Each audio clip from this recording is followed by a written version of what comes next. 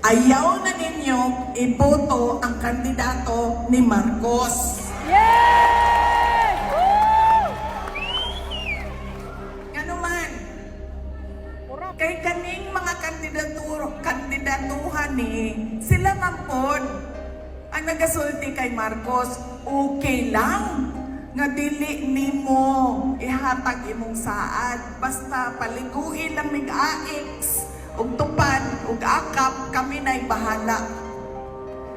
Okay lang.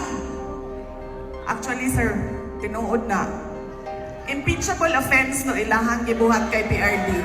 Yes! Yes! That is the betrayal of public trust. Classic. Dili nimo pwede kuhaon ang isa ka Pilipino dinhi sa sulod sa ato ang nasod. Unya dadon nimo isakay nimo og airplane, dadon nimo sa laing nasod ug ihatag nimo sa dayuhan niya. Mingon ka ikulong na siya. Dili na siya pwede. Ang tawag ana sa international law, extraordinary rendition. It's a crime.